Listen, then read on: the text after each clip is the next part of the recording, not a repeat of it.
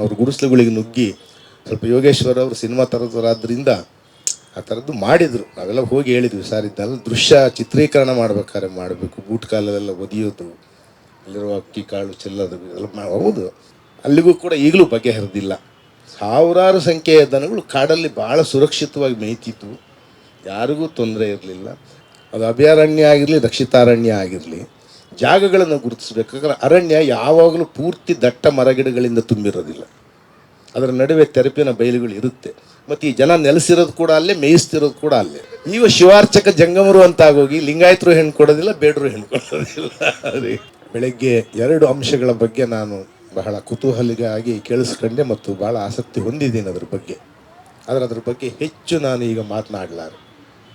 ಒಂದು ನಮ್ಮ ಕೋಟ್ಗಾನಹಳ್ಳಿ ರಾಮಯ್ಯ ಅವರು ಹೇಳಿದ ಸಾಂಸ್ಕೃತಿಕವಾದ ಸಮಸ್ಯೆ, ಮತ್ತು ಎರಡನೇದು ರಹಮತ್ ಅವರು ಹೇಳಿದಂತಹ ಸಾಮಾಜಿಕವಾದ ಸಮಸ್ಯೆ. ನಮ್ಮನ್ನು ನಾವು ಕಟ್ಟಿಕೊಳ್ಳೋದು ಅಂದರೆ ಯಾವ ವಿಧಾನದಲ್ಲಿ? ಇದೊಂದು ಪಶುಪಾಲನೆ ಅನ್ನುವಂಥದ್ದು ಒಂದು ಜೀವನ ಶೈಲಿಯಾಗಿ, ಒಂದು ಸಂಸ್ಕೃತಿ, ಇನ್ನೊಂದು ಕಡೆ ಆರ್ಥಿಕವಾದ ಒಂದು ಚಟುವಟಿಕೆಯಾಗಿ ಇದೊಂದು ಉದ್ಯಮ ಆಯಿತು. ಮತ್ತು ನಮ್ಮ ನಡುವೆ ಯಾಕೆ ಬಾಂಧವ್ಯ ಇಲ್ಲ? ಅದು ಕೂಡ ಭಾಳ ಮುಖ್ಯವಾಗಿರುವಂತಹ ಸಮಸ್ಯೆ. ಪಶುಪಾಲಕರು, ಮಾಂಸ ಮತ್ತು ಮಾಂಸದ ಉತ್ಪನ್ನಗಳ ಮಾರಾಟಗಾರರು, ಮಾಂಸದ ಆಹಾರ ಬಳಕೆದಾರರು, ಇವು ಮೂರು ಒಂದು ರೀತಿಯಲ್ಲಿ ಇರಬೇಕಾಗಿದ್ದಂತಹ ಪರಸ್ಪರ ಬಾಂಧವ್ಯ ಮತ್ತು ಸಹಕಾರದಲ್ಲಿ ನಾವು ಇಲ್ಲಿಯವರೆಗೂ ವರ್ತಿಸಿರೋದು ಬಹಳ ಕಡಿಮೆ. ಅದರ ಜೊತೆಗೆ ಈ ಪ್ರಾಣಿ ಸಂಗೋಪನೆಯಲ್ಲೇ ಪರಸ್ಪರ ನಾವು ಹೊಂದಿರುವ ಮೇಲು ಕೀಳಿನ ಭಾವನೆಗಳು, ಇದು ಹಂದಿಕಾಯೋರ ವಿಷಯದಲ್ಲಿ ಭಾಳ ಕ್ಲಿಯರಾಗಿ ಕಾಣ್ಬೋದು. ಹಸುಕಾಯೋರು ಮೊದಲೆಲ್ಲೋ, ಈಗೆಲ್ಲ ಕಾಣುತ್ತೆ, ಅವರಿಗೆ ತಾವು ಭಾಳ ಶ್ರೇಷ್ಠ ಪ್ರಾಣಿಯನ್ನು ಸಾಕ್ತಿದ್ದೀವಿ ಅನ್ನೋ ಕಲ್ಪನೆಯು, ಕುರಿಕಾಯೋರು ಸ್ವಲ್ಪ ಕಡಿಮೆ ಪ್ರಾಣಿಯನ್ನು ಸಾಕ್ತಿದ್ದಾರೆ ಅನ್ನೋ ಕಲ್ಪನೆ ಇತ್ಯಾದಿಗಳ ನಡುವೆ ನಮ್ಮ ಜಾತಿ ಭಾವನೆಗಳು ಕೂಡ ಕೆಲಸ ಮಾಡ್ತಿತ್ತು. ಅದರಿಂದ ನಾನು ಈಗ ನಿರ್ಣಾಯಕವಾಗಿ ಇಲ್ಲಿ ಏನು ಹೇಳೋಕ್ಕಾಗದಿದ್ದಾಗಲೂ ನಾನು ಕೆಲವು ಅಂಶಗಳನ್ನು ಮಾತ್ರ ವೆಂಕಟೇಶನ್ ಅವ್ರ ಮುಖಾಂತರ ಸರ್ಕಾರಕ್ಕೆ ಗಮನಕ್ಕೂ ಮತ್ತು ತಮ್ಮೆಲ್ಲರ ಚರ್ಚೆಗೂ ತರೋದಕ್ಕೆ ಇಷ್ಟಪಡ್ತಿದ್ದೀನಿ. ಒಂದು ಜೀವನ ಶೈಲಿಯಾಗಿ ಇದಕ್ಕೆ ಏನು ಸಾಂಸ್ಕೃತಿಕ ಮಹತ್ವ ಇದೆ, ಅದಕ್ಕೆ ನಾವು ಪ್ರಾಮುಖ್ಯತೆಯನ್ನು ಕಲ್ಪಿಸೋದಕ್ಕೆ ಏನು ಕಾರ್ಯಕ್ರಮಗಳನ್ನು ರೂಪಿಸಬಹುದು ಅನ್ನೋದ್ರ ಬಗ್ಗೆ ಸರ್ಕಾರ ಸಂಸ್ಕೃತಿ ಇಲಾಖೆಯ ಮುಖಾಂತರವೋ ಅಥವಾ ಪ್ರತ್ಯೇಕವಾಗಿರುವಂತಹ ಒಂದು ಇವರು ಕೇಳಿದಂತೆ ನಿರ್ದೇಶನಾಲಯದ ಮುಖಾಂತರವೋ ಯಾವ ಮುಖಾಂತರವಾಗಿ ಮಾಡಬೇಕು ಅಂದ್ಕೊಳ್ತಾರೆ ಅನ್ನೋದನ್ನು ಪ್ರಯತ್ನ ಪಡಬೇಕು. ಎರಡನೇದು, ಈ ಪ್ರಾಣಿ ಸಂಗೋಪನೆಯಲ್ಲಿ ತೊಡಗಿರುವ ಸಮುದಾಯಗಳು ಒಂದು ಆರ್ಥಿಕ ಚಟುವಟಿಕೆಯಾಗಿ ಅದಕ್ಕೆ ಸಿಗಬೇಕಾಗಿರುವ ಪ್ರೋತ್ಸಾಹ ಏನು, ಅದಕ್ಕೊಂದು ಕ್ರಿಯಾ ಯೋಜನೆ ಕೂಡ ಬೇಕು. ಯಾಕಂದರೆ ನಮಗೆ ಒಂದು ಹಕ್ಕುಗಳ ರಕ್ಷಣೆಯ ಬಗ್ಗೆ ನಾವು ಮೊದಲಿಂದಲೂ ಮಾತಾಡಿದ್ದೀವಿ, ಇದು ಬಹಳ ಗೊಂದಲಕಾರಿಯಾಗಿರುವಂಥದ್ದು. ನನಗೆ ಗೊತ್ತಿರೋ ಪ್ರಕಾರವಾಗಿ ಅರಣ್ಯ ಕಾಯ್ದೆಯಲ್ಲಿ ಪಶುಗಳನ್ನು, ಮೇಕೆಗಳನ್ನು, ಕುರಿಗಳನ್ನು ಮೇಯಿಸಬೇಕಾದ್ರೆ ಕೆಲವು ನಿಯಮಾವಳಿಗಳಿದೆ. ಮೇಕೆಗಳ ಬಗ್ಗೆ ಮಾತ್ರ ಸಸಿಗಳು ಹುಟ್ಟುವ ಸಮಯದಲ್ಲಿ, ಮಳೆಗಾಲದಲ್ಲಿ ಅವುಗಳನ್ನು ರಕ್ಷಿತಾರಣ್ಯಗಳಿಗೆ ಬಿಡಬಾರದು ಅಂತ ಇದೆ. ಇದು ಕುರಿಗಳಿಗೆ ಸಂಬಂಧಪಟ್ಟಿದ್ದಲ್ಲ, ದನಗಳಿಗೆ ಸಂಬಂಧಪಟ್ಟಿದ್ದಲ್ಲ. ಆದರೆ ಅದು ಯಾವಾಗ ಅದು ಮಿಸ್ರೀಡ್ ಆಯಿತು ನನಗೆ ಗೊತ್ತಿಲ್ಲ. ಬೇಡ ಕಂಪೌಂಡರ್ ಇಶ್ಯೂನಲ್ಲಿ ನಾವೆಲ್ಲರೂ ಇಂಟರ್ವೆನ್ಷನ್ ತಗೊಂಡು ಸ್ವಲ್ಪ ಅವ್ರನ್ನೇನು ರಕ್ಷಿಸೋಕ್ಕೆ ಟ್ರೈ ಮಾಡಿದ್ವಿ. ಆಗ ಯೋಗೇಶ್ವರ್ ಅವರು ಅರಣ್ಯ ಮಂತ್ರಿ ಆಗಿದ್ದರು. ಅಲ್ಲಿಯವರೆಗೂ ಆ ದಬ್ಬಗುಳಿ ಮತ್ತು ಇತ್ಯಾದಿ ಆ ನದಿ ಪ್ರಾಂತ್ಯದಲ್ಲಿದ್ದಂತಹ ನೂರಾರು ಸಾವಿರಾರು ದನಗಳು ಸಾಕ್ತಿದ್ದವ್ರನ್ನ ಇದ್ದಕ್ಕಿದ್ದಂಥ ಅರಣ್ಯದಿಂದ ಹೊರಗಡೆ ಹಾಕ್ಬಿಟ್ರು. ದನಗಳು ಅರಣ್ಯದ ಬೆಳವಣಿಗೆಗೆ ಪೂರಕವಾಗಿ ಕೆಲಸ ಮಾಡುತ್ತೋ ವಿರೋಧವಾಗಿ ಕೆಲಸ ಮಾಡುತ್ತೋ ಅನ್ನೋದ್ರ ಬಗ್ಗೆ ಬಹುಶಃ ಅರಣ್ಯ ಸಂಪನ್ಮೂಲ ಅಧಿಕಾರಿಗಳಿಗೆ ಕ್ಲಾರಿಟಿ ಇಲ್ಲ ಅಂತ ನಾನು ಹೇಳ್ತೇನೆ.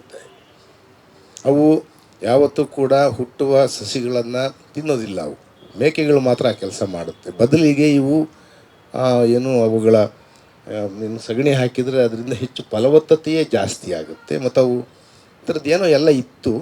ಅದನ್ನು ಯಾಕೆ ಆ ರೀತಿಯಾಗಿ ಅಷ್ಟು ತೀವ್ರ ಕ್ರಮ ಕೈಗೊಂಡರು ಅವ್ರು ಹೇಳಿದ ನಿಜ. ಅವ್ರ ಗುಡಿಸ್ಲುಗಳಿಗೆ ನುಗ್ಗಿ ಸ್ವಲ್ಪ ಯೋಗೇಶ್ವರ ಅವರು ಸಿನಿಮಾ ಥರದವರಾದ್ರಿಂದ ಆ ಥರದ್ದು ಮಾಡಿದರು. ನಾವೆಲ್ಲ ಹೋಗಿ ಹೇಳಿದ್ವಿ, ಸರ್ ಇದನ್ನೆಲ್ಲ ದೃಶ್ಯ ಚಿತ್ರೀಕರಣ ಮಾಡ್ಬೇಕಾದ್ರೆ ಮಾಡಬೇಕು, ಬೂಟ್ ಕಾಲದೆಲ್ಲ ಒದಿಯೋದು, ಅಲ್ಲಿರುವ ಅಕ್ಕಿ ಕಾಳು ಚೆಲ್ಲೋದು ಎಲ್ಲ ಹೌದು ಮಾಡಿದರು. ಸ್ವಲ್ಪ ಉತ್ಸಾಹ ಇತ್ತಾದ್ರಿಂದ ಆಯಿತು. ನಮ್ಮ ಜನ ಭಾಳ ಶಾಂತಚಿತ್ತರಾದ್ದರಿಂದ, ಕಂಪಣ ಬೇಡರು ಸಸ್ಯಾಹಾರಿಗಳು ಬೇರೆ, ಮತ್ತು ಅವ್ರು ಬಿಲ್ಲು ಬಾಣ ಮರೆತು ಭಾಳ ವರ್ಷ ಆಗೋಗಿದೆ. ಬೇಡರು ಅಂತ ಅಡ್ಡೆಸರು ಮಾತ್ರ ಇದೆ ಅವರಿಗೆ. ಅದರಿಂದ ಅವ್ರೇನು ಭಾಳ ರಿಯಾಕ್ಟ್ ಮಾಡಿದೆ, ಹತ್ಕಂತ ಕೂತಿದ್ರು ಅಷ್ಟೇ ಆ ದೇವಸ್ಥಾನದ ಮುಂದೆ. ಅಲ್ಲಿಗೂ ಕೂಡ ಈಗಲೂ ಬಗೆಹರಿದಿಲ್ಲ. ಸಾವಿರಾರು ಸಂಖ್ಯೆಯ ದನಗಳು ಕಾಡಲ್ಲಿ ಭಾಳ ಸುರಕ್ಷಿತವಾಗಿ ಮೇಯ್ತಿತ್ತು, ಯಾರಿಗೂ ತೊಂದರೆ ಇರಲಿಲ್ಲ. ಭಾಳ ಅತ್ಯುತ್ತಮವಾದ ಬೆಟ್ಟದ ತಳಿ ಅಂತ ಕರೆಯುವಂಥ ಒಂದು ಹಸು ರಾಸನ್ನು ಮಾದೇಶ್ವರ ಬೆಟ್ಟದ ಜಾತ್ರೆ ಮತ್ತು ಆಸುಪಾಸಲ್ಲಿ ಮಾರಾಟ ಮಾಡ್ತಿದ್ರು. ಅಲಂಬಾಡಿ ತಳಿಯ ಸುಧಾರಿತ ರೂಪ ಅದೇನೋ ಆಯಿತು. ಅದರಿಂದ ಅರಣ್ಯ ಇಲಾಖೆ ಅರಣ್ಯ ಅಧಿಕಾರಿಗಳಿಗೆ ಒಂದು ಸೆನ್ಸಿಟೈಸೇಷನ್ ಪ್ರೋಗ್ರಾಮ್ ಮಾಡಿ ಮೇಕೆ ಮೇಯೋದಕ್ಕೂ ಕುರಿ ಮೇಯೋದಕ್ಕೂ ಮತ್ತು ದನಗಳು ಮೇಯೋದಕ್ಕೂ ಇರೋ ವ್ಯತ್ಯಾಸವನ್ನು ಮಾಡಿಸ್ಬೇಕಾಗ್ಬೋದಾ ಏನು, ಮತ್ತು ಮೇಯಿಸೋದಕ್ಕೆ ಅನ್ನೋದಕ್ಕೆ ಅವಕಾಶ ಅವ್ರು ಕೊಡಲೇಬೇಕು. ಅದು ಅಭಯಾರಣ್ಯ ಆಗಿರಲಿ, ರಕ್ಷಿತಾರಣ್ಯ ಆಗಿರಲಿ, ಜಾಗಗಳನ್ನು ಗುರುತಿಸ್ಬೇಕಾದ್ರೆ ಅರಣ್ಯ ಯಾವಾಗಲೂ ಪೂರ್ತಿ ದಟ್ಟ ಮರಗಿಡಗಳಿಂದ ತುಂಬಿರೋದಿಲ್ಲ. ಅದರ ನಡುವೆ ತೆರಪಿನ ಬಯಲುಗಳು ಇರುತ್ತೆ. ಮತ್ತು ಈ ಜನ ನೆಲೆಸಿರೋದು ಕೂಡ ಅಲ್ಲೇ, ಮೇಯಿಸ್ತಿರೋದು ಕೂಡ ಅಲ್ಲೇ. ನೀವು ಯಾವುದೇ ಬಿಳಿಗಿರಂಗನ ಬೆಟ್ಟಕ್ಕೆ ಹೋಗ್ರಿ, ಮಲೆಮಹದೇಶ್ವರ ಬೆಟ್ಟಕ್ಕೆ ಹೋಗ್ರಿ, ಕಡೆ ಪಶ್ಚಿಮ ಘಟ್ಟಗಳಿಗೂ ಹೋಗ್ರಿ, ಅಲ್ಲೂ ಕೂಡ ಆ ತೆರಪಿನ ಬಯಲುಗಳಿದೆ. ಕಡೆ ಪಕ್ಷ ಅಲ್ಲಿ ಮೇಯಿಸೋದಕ್ಕೆ ಅವಕಾಶ ಇದೆ ಅಂತಾದರೂ ಬೋರ್ಡ್ ಹಾಕಿ ಅದಕ್ಕೊಂದು ಬೇಲಿಯನ್ನು ಹಾಕಿಕೊಡ್ಬೋದಲ್ಲ.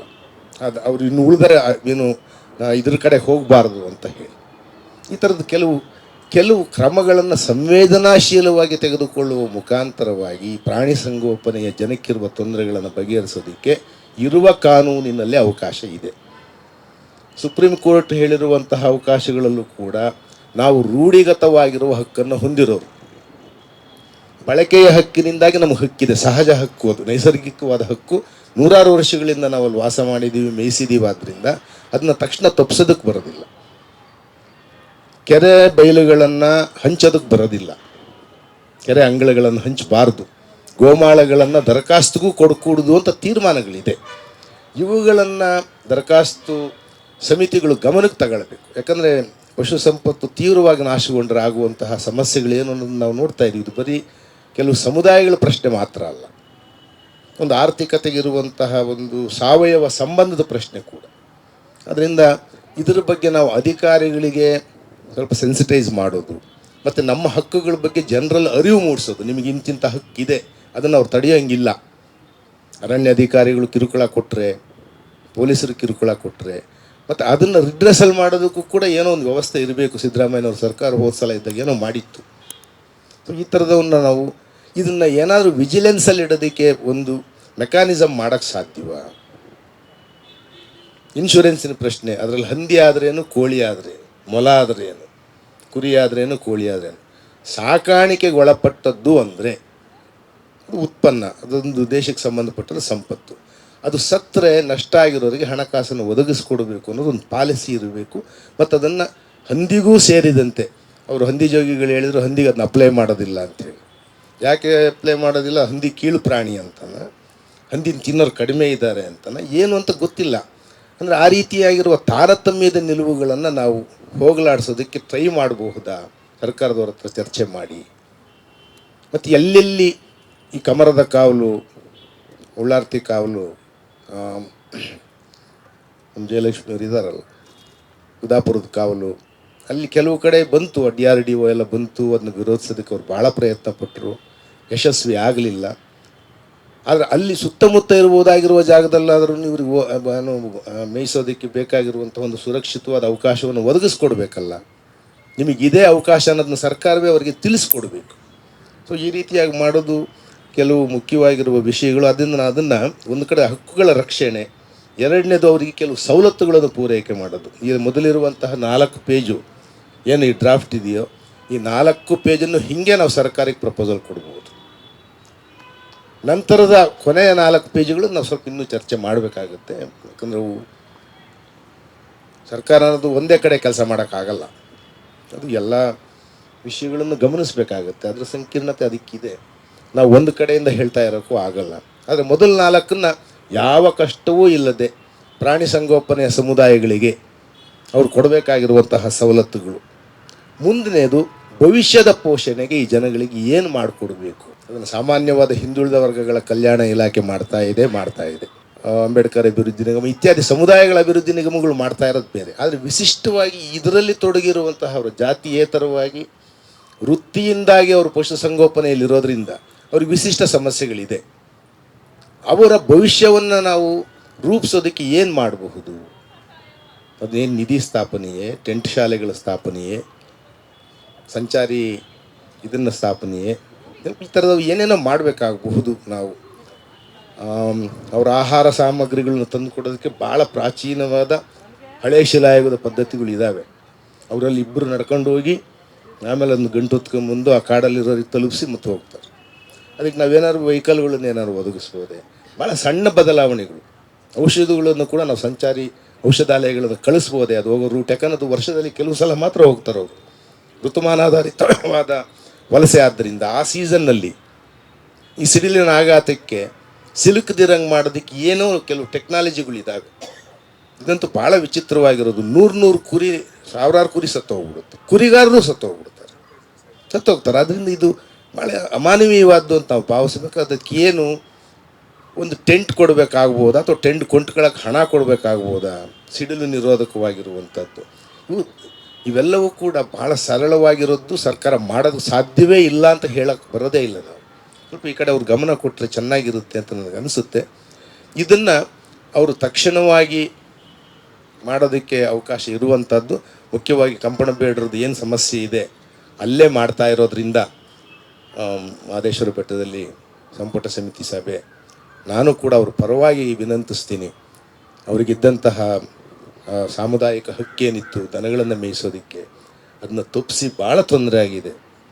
ದಯವಿಟ್ಟು ಅದನ್ನು ಪರಿಗಣಿಸಬೇಕು. ಮತ್ತು ಅರಣ್ಯನೂ ಕೂಡ ಕೆಡಬಾರ್ದು ಅಂತ ನಮಗೆ ತುಂಬ ಇದೆ. ನಾವೆಲ್ಲರೂ ಕೂಡ ಬಹುಪಾಲು ಜನ ಪರಿಸರ ಪ್ರೇಮಿಗಳೇ. ನಾವು ಜಾತಿ ಇಲ್ಲ, ಆಯ್ತು. ಅವರು ಆ್ಯಕ್ಚುಲಾಗಿ ಬೇಡ ಮೂಲದವರು, ಅವರು ಶ್ರೀಶೈಲದಿಂದ ಬಂದವರು. ಅವ್ರು ಕಂಪಣ ಬೇಡರು ಅಂದರೆ ಗಂಪಲು ಬೇಡರು ಅಂತ. ಅವರು ಗಂಪಲು ದೇವರುಗಳವರು.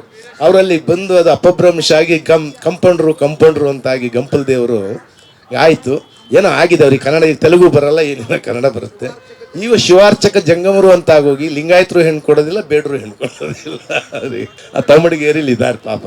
ಸರಿ, ಅದನ್ನು ಕೂಡ ನಾವು ಭಾಳ ಮುಖ್ಯವಾಗಿರೋದು. ನಾವು ಭಾಳ ಸಲ ಹೋದ್ವಿ ಅವ್ರು ಬೇಡ ಗಂಪೌಂಡ್ರ ಮೀಟಿಂಗ್ ಮಾಡಿ. ನಾನು ಮಾತಾಡಿದೆ, ನೀವು ಯಾಕೆ ಬೇಡರದ್ದು ಎಷ್ಟಿನ ಬಿಟ್ಟುಬಿಟ್ಟು ಯಾಕೆ ಶಿವಾಚಾರ್ಯದವರಾಗಿದ್ದೀರಾ ಅಂತ. ಪಾಪ ಸರ್ ಈಗ ಸೇರಿಸಿ ಸಾರ್ ಅಂತಾರೆ. ಸೇರ್ಸೋರು ಸರಿ, ಹಿಂಗೇನೋ ಇದೆ ಇಲ್ಲ. ಇವು ಕೂಡ ನಾವು ಗಮನಿಸಬೇಕಾಗಿರುವಂತಹ ವಿಶಿಷ್ಟ ಸಮಸ್ಯೆಗಳು ನನಗನ್ಸುತ್ತೆ. ವೆಂಕಟೇಶಯ್ಯನವ್ರಿಗೆ ಇವೆಲ್ಲ ಸಂವೇದನಾಶೀಲತೆಗಳು ಗೊತ್ತಿರೋದ್ರಿಂದ ಅವ್ರು ಎಷ್ಟು ಸಾಧ್ಯ, ಮತ್ತು ಮುಖ್ಯಮಂತ್ರಿಗಳಿಗೂ ಕೂಡ ಅಷ್ಟು ಸಂವೇದನಾಶೀಲತೆ ಇದೆ ಅಂತ ನಮಗೆ ನಂಬಿಕೆ ಇರೋದ್ರಿಂದ, ಅವರು ಸ್ವತಃ ಪಶುಪಾಲಕ ಪ್ರಾಣಿ ಸಂಗೋಪನಾ ಸಮುದಾಯದ ಹಿನ್ನೆಲೆಯಿಂದ ಬಂದಿರೋದ್ರಿಂದ ಅವ್ರಿಗೆ ಇದು ಅರ್ಥ ಆಗಬಹುದು ಅಂತ ನಾವು ಭಾಳ ಭರವಸೆ ಇಟ್ಕೊಂಡಿದ್ದೀವಿ. ಈ ಸಂದರ್ಭದಲ್ಲಿ ಏನು ಇಲ್ಲಿಂದ ಹಿಡಿದು ಆ ಚಾಮರಾಜನಗರ ಒಂದು ಪಟ್ಟಿ ಇದೆ ಅಷ್ಟೇ. ಕೊಪ್ಪಳ, ಯಾದಗಿರಿ, ಹಾವೇರಿ, ಬೆಳಗಾವಿವರೆಗೂ ಒಂದು ಪಟ್ಟಿ ಇದೆ ಪಶುಪಾಲಕರು ವಾಸ ಮಾಡೋದು. ಏನು ಇಡೀ ಕರ್ನಾಟಕದ ತುಂಬ ಅಲ್ಲ, ತಿಕ್ಕಾಗಿರೋದು.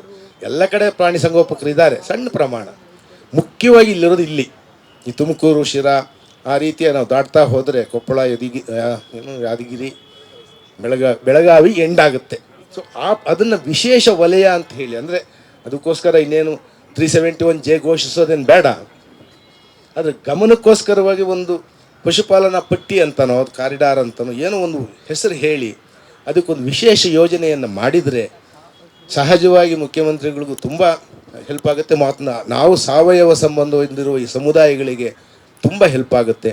ಈ ಕಡೆ ಅವ್ರು ಗಮನ ಕೊಡಲಿ ಅಂತ ನಾನು ಆಶಿಸಿ, ಈಗ ಅವರ ಆಪ್ತ ಕಾರ್ಯದರ್ಶಿಗಳು ಅವ್ರ ಮಾತುಗಳನ್ನು ಮಾತಾಡಲಿ ಅಂತ ಕೋರಿ ನನ್ನ ಮಾತು ಮುಗಿಸ್ತೀನಿ.